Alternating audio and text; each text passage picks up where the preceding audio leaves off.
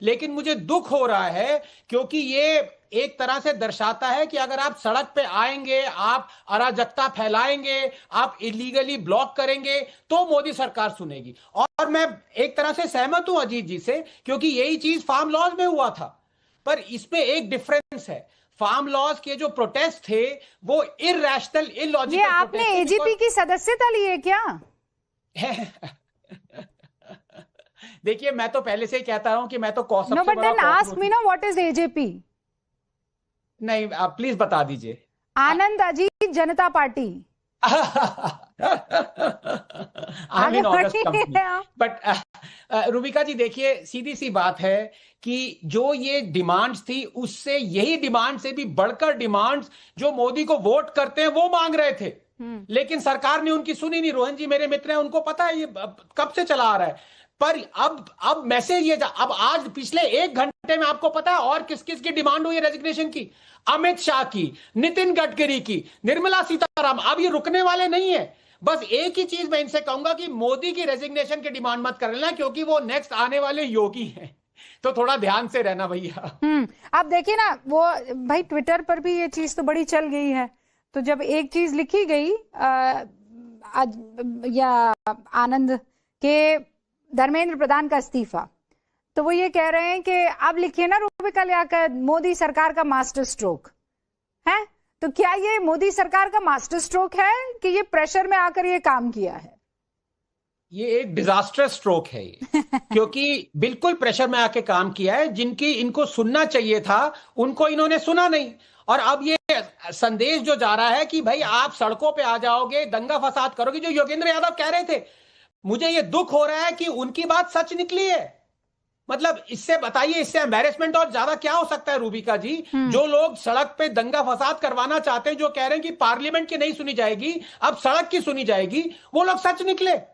तो अब ये मैसेज जो गया है वो ये गया है कि भाई आप जो भी करना चाहते हैं, लेजिटिमेट डिमांड स्टूडेंट्स की हैं, हम वो नहीं सुनेंगे जब तक आप सड़क पे नहीं आते, जब तक आप दंगा फसाद नहीं करते। मैं ये नहीं कह रहा कि जो सब डिमांड मांग रहे हैं वो सारे के सारे इलीगल हैं। मैं बस आपसे ये जानना चाह रही हूँ कि ये जो धर्मेंद्र प्रधान ने लेटर लिखा है 2 पेज का, हैव यू रेड इट? आपने पढ़ा उसे? हाँ, मैंने पढ़ा है ट्विटर पे। ठीक है, अब उसमें धर्मेंद्र प्रधान 2 जगह इस बात का जिक्र कर रहे हैं कि परंतु इस दौरान भी कई छात्रों को गुमराह करने के लिए जिम्मेदार पदों पर बैठे व्यक्तियों ने बाधा डालने की कोशिश की, जिससे मन अत्यंत व्यतीत हुआ है। देश की युवा शक्ति को भ्रम के कुचक्र में फंसाने नहीं देंगे, यही मेरा संकल्प है। फिर कह रहे हैं जंतर मंतर पर और देश में जो स्थिति बनी है, इस स्थिति का राष्ट्र विरोधी ताकतें लाभ ना उठा ले, देश की एकता बनी रहे, भारत में एक भी विद्यार्थी का भविष्य कानूनी पेचीदगियों में ना उलझे, इसीलिए अब ये मैं त्याग पत्र पीएम को सौंपने जा रहा हूं। मतलब क्या ये इंटेल आने के बाद के हालात बड़े खराब हो गए हैं, ये फैसला लिया गया कि भैया नहीं लोगे तो दूसरे जो है घर के बाहर के, वो घर तोड़ने पर आमदा हो जाएंगे? नहीं, पर देखिए रूबिका जी, अगर आपको याद हो कि 6 साल पहले एग्जैक्टली इसी तरह की लैंग्वेज में ढक के बताया गया था कि हम फार्म लॉज वापस क्यों ले रहे हैं। मैंने देश के हित में फार्म लॉज लाया था और किसानों के हित में वापस ले रहा हूं। कोई रीजनिंग नहीं दी। जो प्रोमिसेस किए थे कि किसानों की इनकम डबल आय, डबल होगी, वो सब होगा, प्रॉस्पेरिटी आएगी, सडनली आपने वो हटा दिए, जो कि गलत काम था। लेकिन आपने कोई रीजन नहीं दिया। और वो उसके बाद फिर वो मास्टर स्ट्रोक का चला कि देखो खालिस्तानी एलिमेंट्स ना आ जाएं, ये ना आ जाए, वो ना आ जाए। अच्छा, आप ये बोल रहे हैं स्क्रिप्ट पुरानी है? हाँ रोहन गुप्ता जी, स्क्रिप्ट पुरानी है, बहुत देर कर दी गुप्ता जी, आते आते इस्तीफा लेते लेते। रूबिका जी, आज बहुत महत्वपूर्ण डिबेट है और देश की जनता के सामने आज मुझे अपने व्यू प्रेजेंट करते हुए अच्छा लग रहा है। मैं उसका कारण बता रहा हूँ। आप काफी समय से रूबिका जी डिबेट कर रही हैं, लोकतंत्र की भारत में हत्या हो गई, किसी की आवाज नहीं सुनाई देती, एजेंसीज की आवाज चल रही है, कोई अपनी बात नहीं कर सकता है। आज विपक्ष की विफलता के परखच्चे उड़ गए। क्यों? ये मोदी सरकार थी जिसने लोकतांत्रिक तरीके से छात्रों को जंतर मंतर पे 21 दिन तक जो भी उन्होंने अनशन किया, पूरी फ्रीडम से अनशन कर पाए। हमको कांग्रेस की सरकार याद है जब अन्ना हजारे के साथ क्या हुआ था। ये मोदी सरकार है कि सोनम वांगचुक जी को रिस्पेक्ट से हॉस्पिटल ले जाया गया, उनकी ट्रीटमेंट की गई, उनकी जान पे खतरा नहीं आने दी गया। ये मोदी सरकार है कि जब सोमवार को संसद की तरफ छात्रों के मार्च की बात आई, तब भी शांतिपूर्ण तरीके से दोपहर तक सिचुएशन को संभाला गया। उसके बाद जो ये अराजक तत्व जो विपक्ष, जो फूटी हुई कारतूस हम बोलते हैं, जो बंदूक फूट चुकी है, उन लोगों ने जिस प्रकार से इस बॉस विपक्ष तो यहाँ पर रोहन गुप्ता जी, विपक्ष अभी आया ही नहीं, अभी तो सीजेपी खेल रहे हैं, अभी तो विपक्ष आया ही नहीं है। ये जो बात आपको याद है, योगेंद्र यादव याद है ना, वो क्या कह रहे थे कि अब लोकतंत्र में संसद से नहीं सड़कों से चलेगी। ये क्या वही होता हुआ नहीं दिख रहा है? वही बात आनंद रंगनाथन कह रहे हैं। भाई ये फैसला आप पहले ले लेते तो आज ये बात कोई नहीं कह पाता ना कि सड़क से फैसले होंगे। हम प्रेशर डालेंगे। जो बिल्कुल नहीं रूबिका जी, बात किसी एक व्यक्ति के इस्तीफे की नहीं थी, बात जिम्मेदारी की थी। जिम्मेदारी तो पूरी सरकार ने ली है। जब देश के प्रधानमंत्री इस मामले में इन्वॉल्व है तो एक व्यक्ति की बात कहां से हम करते हैं? हम तो पूरी सिस्टम की बात कर रहे हैं। रूबिका जी मुझे खाली 30 सेकंड दे दीजिए। अच्छा बस पहले ये बता दीजिए इतनी देर क्यों? मैं बता रहा हूं उसका रीजन, मैं उसी का कारण आपको बता रहा हूं। जब ये पेपर लीक हुआ रूबिका, इस्तीफे की गाड़ी में एथेनॉल डलवा दिया था ना। बिल्कुल नहीं, बिल्कुल यहां तक फिर क्यों नहीं पहुंच पाई? मैं आपका रीजन मैं जवाब दे दूं, फिर आप अपना सवाल वापस पूछे। मैं वापस कह रहा हूं कि जब भी ये पेपर नीट का मामला है तब पहली सरकार की प्राथमिकता थी किसी प्रकार से रीनीट को करा के छात्र के भविष्य को खराब ना करने दिया। बाद में जो भी इंप्रूवमेंट हो रहा है, आप नेशनल एजुकेशन पॉलिसी देखिए, उसके बाद में सबसे सख्त लॉ अभी ये देश के सकल विद्यार्थी समुदाय की, जो हमारे नौजवान हैं, युवा हैं, उनके सामूहिक जज्बे की मतलब उस युवा में राहुल जी भी ऐड हो रहे हैं कि नहीं?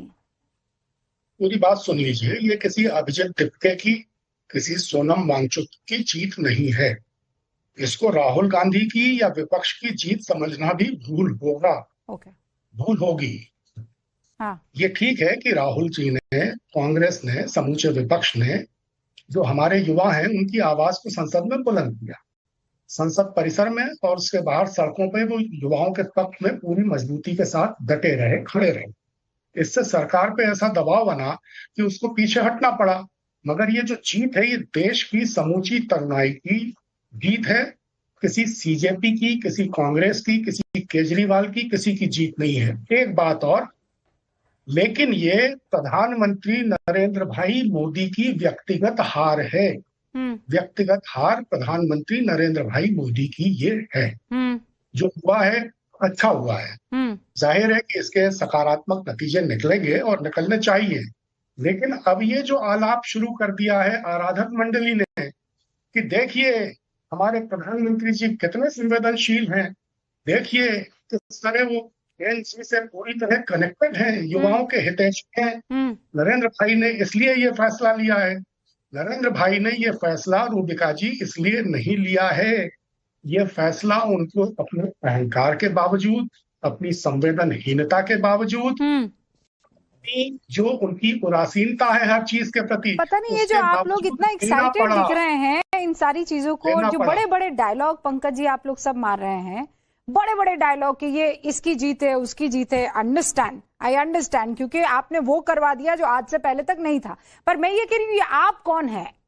आपने करवा दिया, किस आपने करवा दिया? आपने करवा दिया कि वो सीजेपी ने करवा दिया कि आपने करवा दिया? मतलब कौन इसके, या फिर समाजवादी पार्टी ने करवा दिया? आप कह रहे हो ये कलेक्टिव क्रेडिट हम लेंगे, लेकिन क्या वाकई मैं अजीज भाई आपके पास आऊं उससे पहले रोहन गुप्ता शायद कुछ कहना चाह रहे हैं। हाँ रोहन जी, अहंकार की हार है ये कहा कि ये देखिए वापस हो रहा हूँ जी, मेरी बात आधी रह गई। हाँ। जब हमारी बात चल रही थी तब लोकतंत्र की हार की दुहाई देने वालों के मुंह पर एक करारा तमाचा है। जंतर मंतर पे स्टूडेंट पे किसने किया? वहां पे आंदोलन छात्रों ने किया। आज पंकज जी कह रहे हैं कि नहीं क्रेडिट तो उनकी है ही नहीं, उसमें भी भाग बटाई हो गई। तो 22, 23 दिन, 25 दिन तक जब छात्र बैठे हुए थे तब तो कांग्रेस का कोई भी नेता वहां पे नहीं गया। आप दोनों हमारे साथ कैमरे से नहीं जुड़े हुए ना, तो एक दूसरे के ऊपर बोलेंगे तो सुनाई नहीं देगा। पंकज जी, हाँ मैं आपको 20 सेकंड का रिबटल का मौका दूंगी। इसमें बौखलाहट की बात, पंकज जी रुकिए ना, आवाज कट रही है, फिर फायदा क्या? कुछ समझ में, तर्क ही किसी के समझ में नहीं आएंगे ना।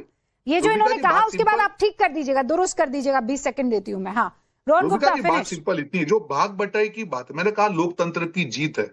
आज छात्रों को लगा, छात्रों की डिमांड थी, सरकार को लगा कि हमको पूरी सिस्टम को करेक्ट करना है। दोनों में डिफरेंस हो सकता है। सरकार ने संवेदनशील तरीके से इस मुद्दे पे किया। आज जो क्रेडिट भाग बटाई लेने आ गए, जब पंकज जी ने कहा कि नहीं ये तो छात्रों की नहीं, ये किसी एक की जीत नहीं, कलेक्टिव जीत है। आप एक बात समझिए, ये क्रेडिट का तो चलिए बाद में ये लोग मसला आपस में डील कर देंगे, ये तो कोई नई चीज नहीं है, पहले भी होती रही है। ये जो आपने दूसरा शब्द सुना था ना कि ये अहंकार की हार है, वो कह रहे हैं कि ये पर्सनल तौर पर पीएम मोदी की हार है। आप इस पर जवाब दीजिए इनको। मैं बिल्कुल जवाब दूंगा। हार इसलिए नहीं है कि अगर अहंकार होता तो मोदी जी संवेदनशीलता से छात्रों की बातों को सुनने के लिए नहीं कहते। अगर अहंकार होता तो सोनम वांगचुक की जो अनशन का अंत हुआ वो नहीं होता, वो डिमांड को नहीं मानते। अगर अहंकार होता तो छात्रों का साथ बैठ के सरकार बात नहीं करती। अगर अहंकार होता तो छात्रों ने जो डिमांड बताई वो नहीं होती। बात प्रेशर की नहीं है। जंतर मंतर पे जो लोकतांत्रिक तरीके से आंदोलन हुआ, कांग्रेस को क्या अपनी सरकार याद नहीं कि किसी प्रकार से जंतर मंतर से मार के वहां से लोगों को भगाया गया? अब मैं 20 सेकंड पंकज जी, 20 सेकंड, और फिर मेरे एक मेहमान अभी तक बोल नहीं पाया, अजीज भाई जल्दी से। ये साफ हो गया था कि आंदोलन जितना लंबा चलता सरकार उतनी ही अल्पायु होती जाती। इसलिए जो अपनी सरकार है उसकी अकाल विदाई न हो जाए, उसको बचाने के लिए प्रधानमंत्री जी को यह फैसला करना पड़ा।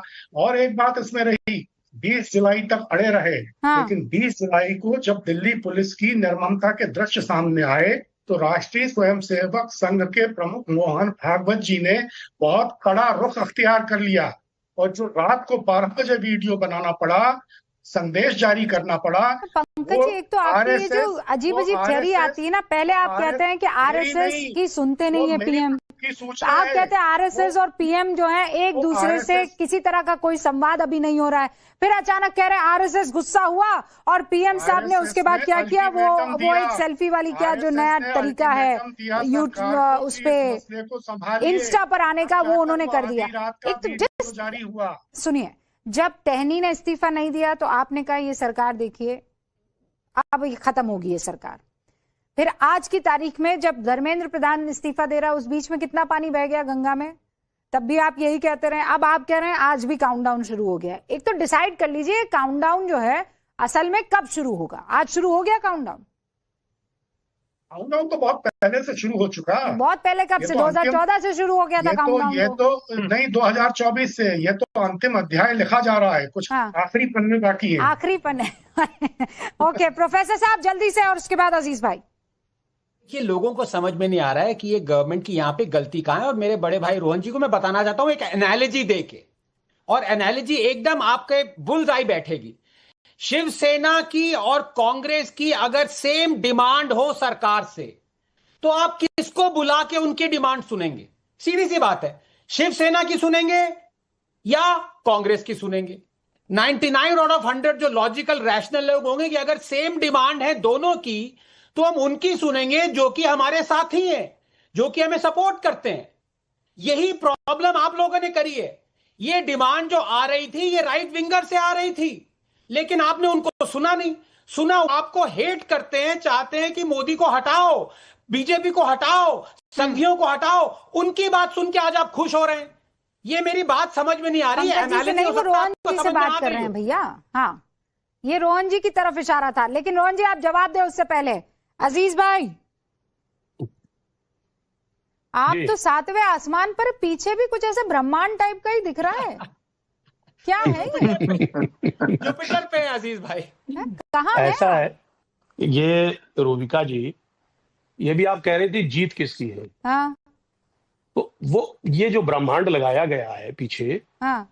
ये पूरे ब्रह्मांड में जो लोग हैं, खुदा के वास्ते ये मत कह देना ये पूरे ब्रह्मांड की जीत है। तो उसमें जो लोग रह रहे हैं इस ब्रह्मांड में, उनके भावनाओं की, उनकी सोच की जीत है। भावनाओं की जीत। अरे सुनिए, अब आपने ब्रह्मांड की बात की तो मैं क्या कहूँ। मैं समझ सकती हूँ कि जो चीज आप नहीं कर पाए वो सीजेपी ने कर दिया, और उसको उसमें आप जो है जबरदस्ती का खुश हुए चले जा रहे हैं। शहीदों में उंगली कटाकर ये इतना खुश मत हो जाइए कि कुछ का कुछ बोलने लग जाए अजीज भाई। आप ब्रह्मांड की जीत है ये। अब मुझे बोलने दे तो बात हो पाएगी। हाँ कीजिए कीजिए कीजिए।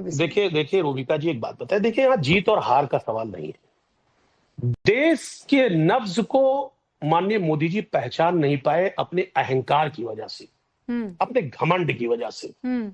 सच ये है, वो बच्चे मांग क्या रहे थे? वो बच्चे थे कौन? वो बच्चे हमारे और आपके बच्चे थे। उनकी भावनाओं को, उनकी फीलिंग्स को इन्होंने समझने की कोशिश ही नहीं की। महीनों बैठे रहे। आप कह रहे मालूम है क्या? मास्टर स्ट्रोक है। किसान वाले मामले में मास्टर स्ट्रोक था। मास्टर स्ट्रोक किसान वाले में भी था, अभी फिर मास्टर स्ट्रोक हो गया, ये इस्तीफा दे दिया, अब उसके बाद फिर मास्टर स्ट्रोक शुरू हो गया।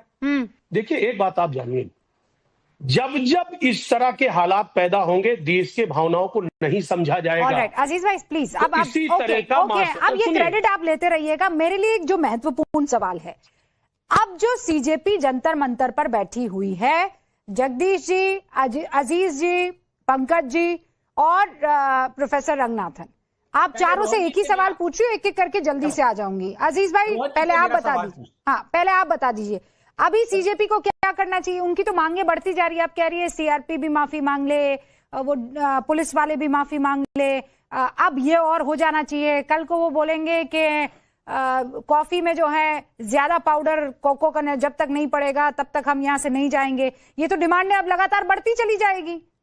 तो ये आपका सवाल मुझसे है। हाँ बस अजीज भाई and then I come to you. मुझे बोल दे अजीज भाई। देखिए रूबिका जी, यही गलती मोदी जी ने पहले किया था, समझ नहीं पाए थे, गलती फिर करेंगे। मैं यही बात कह रहा हूं, क्या इस वक्त जो मांग सीजेपी कर रही है क्या गलत कर रही है? किस तरह मासूम बच्चों को 18-18, 19-19 साल, 20-20 साल के बच्चों को किस तरह डंडों से मारा गया, किस तरह उनके साथ बदसलूकी की गई, किस तरह उनको प्रताड़ित किया गया, क्या उनकी डिमांड गलत है? क्या उनको जो मारे गए हैं, जो बच्चे, क्या उनको जिन लोगों ने मारा है उनको सजा नहीं मिलना चाहिए? नहीं तो अजीज उनके भाई, खिलाफ कार्रवाई नहीं? सुनिए ना, सुनिए मेरी बात सुनिए, वो जो पॉकेट में लाल वाला रुमाल आपने रखा हुआ है उसी पर हाथ रखकर मुझे बताइए, जब आपकी सरकार थी और जब इस तरीके के हालात लॉ एंड ऑर्डर की सिचुएशन से थोड़े सेंसिटिव हो जाते थे तो आपकी पुलिस ने कभी लठ नहीं चलाए? रखिए हाथ, वो लाल वाली जेब पर रखिए हाथ और बताइए कि नहीं रूबिका लियाकत, सपा की सरकार जब तक थी पुलिस के हाथ में लाठी नहीं थी, कभी लाठी नहीं चलाई हमने। सुनिए ना, देखिए हमारी सरकार इतनी निर्मम नहीं थी, really? इतनी निर्दयी नहीं थी। सुनिए ना मेरी बात, अरे सुनिए, आप सुनेंगे नहीं बात? नहीं सुन रही हूँ, पर अरे सुन तो रही हूँ लेकिन हलक से नीचे नहीं उतार पा रही हूँ ना, झूठ आपका। सुनिए नहीं, अरे भाई देखिए एक बात, ऐसे बात नहीं होगी। जिस तरह बच्चियों के साथ बिहेव किया गया, लड़कों के साथ बिहेव किया गया, नौजवानों के साथ बिहेव किया, शायद इतिहास गवाह है जब से मुल्क आजाद हुआ है, शायद किसी ने ऐसा नहीं किया है। ओहो, अच्छा। अंग्रेजों ने भी ऐसा नहीं किया होगा। अच्छा। सुनिए मेरी बात, हाँ। सच्चाई यही है, और इस सच्चाई से मुंह नहीं मोड़ा जा सकता। मोदी के लिए कुछ ज्यादा ही इस्तेमाल करते हैं। नहीं, मैं फिर ये कह रही हूँ, सुनिए, ये कहते हुए सुनिए, मैं ये नहीं कह रही हूँ कि ये निर्मम नहीं था। पुलिस ने जो बच्चियों के साथ किया, उनके प्राइवेट पार्ट पर जैसे डंडे लगाकर उन्हें धकेला गया, ये कोई भी बर्दाश्त नहीं कर सकता है, ठीक है? लेकिन आप ये मत कीजिए कि ये इतिहास में पहले कभी नहीं हुआ है। पुलिसिया बर्बरता पर हमने कई सारे डिबेट किए हैं सर, कई सारे डिबेट किए हैं, and this is not the first time. और ये तो पूरे सिस्टम को रिफॉर्म करना ही पड़ेगा अपने आप को। डील कैसे करना है प्रोटेस्टर्स से, ये इस पर बहुत बड़ी बहस हो सकती है, लेकिन ये मत कहिए आप एकदम निरुपा रॉय स्टाइल में कि इससे पहले मैंने इस तरीके का अत्याचार कभी नहीं देखा। रूबिका जी नहीं, ये तो झूठ है। हमने आप ही के सरकार में आप ही की पुलिस को, वो जिनको आजकल आप सबसे अवी मुक्तेश्वरानंद जी सबसे ज्यादा उनको दिल के करीब मानते हैं, उन पर लठ भांजते हुए हमने देखा है। ये मत बोलिए आप, कार सेवकों पर लठ नहीं गोलियां चला दी थी आप ही लोग थे, और ये इतिहास में पहले कभी नहीं हुआ था। इधर उधर जाने लगी क्यों? इधर उधर जाने पुलिस की कार्रवाई पर बात हो रही है। अरे सुनिए ना, आप ही ने कहा कि इतिहास में पहले कभी ऐसा नहीं हुआ, तो ये इतिहास है कि नहीं है? अब मैं कह रहा हूँ ना, उस मुद्दे पे अगर मैं जाऊंगा लंबी बहस हो जाएगी। नहीं लंबी बहस नहीं, चलिए छोटी करते हैं, चलिए छोटी करते हैं बहस। आप नहीं छोटी करते हैं ना बहस, छोटी करते हैं। आपने कहा ये निर्मम पुलिस की तस्वीरें इतिहास में लोकतांत्रिक हमने कभी नहीं देखी। अब मुझे ये बताइए, अभी मुक्तेश्वरानंद को लाठी और डंडों से पीटना ये इतिहास था कि नहीं था? एक बात आप जानिए रूबिका जी, हाँ? अगर उनके खिलाफ किसी तरीके की कोई हुआ, अत्याचार हुआ उनके ऊपर, हमारे नेता ने माफी मांगा, व्यक्तिगत जाके माफी मांगा। अच्छा, और ये रवैया नहीं दिखाया। और कार सेवकों पर गोलियां, नहीं था, वो इतिहास था कि नहीं था? अहंकार नहीं था, व्यक्तिगत जाकर के माफी मांगा। अहंकार नहीं, कार सेवकों पर गोली चलाना इतिहास था कि नहीं? जिसने गोली चलाई वो तो गोद में बैठा है। इस बात को क्यों नहीं समझ रही? गोली किसने चलवाई? वो तो गोद में बैठे, आपको नहीं पता है? संसद में आपको नहीं पता है? सुनिए सर, किसने गोली चलाई, कौन डीएम था उस वक्त, सुनिए मेरी बात सुनिए, आप ये तो मत बोलिए ना। तो फिर आप मोदी का अहंकार कैसे बीच में ला रहे हैं? आप कह रहे हैं जिसकी वजह से हुआ है वो तो गोदी में बैठा हुआ है, तो फिर तो कनेक्शन ही नहीं सेट हो रहा ना, कनेक्शन ही नहीं हो रहा है। आपके टाइम पर ये साहब को छोड़ दीजिए, इनको रहने दीजिए, लेकिन दूसरों के टाइम पर सब हम में एक साथ आ जाए, ऐसा नहीं होता है। अब जगदीश जी ये बताइए, जंतर मंतर पर बैठे छात्रों को अपना प्रदर्शन, अपना आंदोलन खत्म करना चाहिए या नहीं? और मैं आपसे ये सवाल पूछूं उससे पहले एक और बड़ी खबर आपको बता देती हूँ।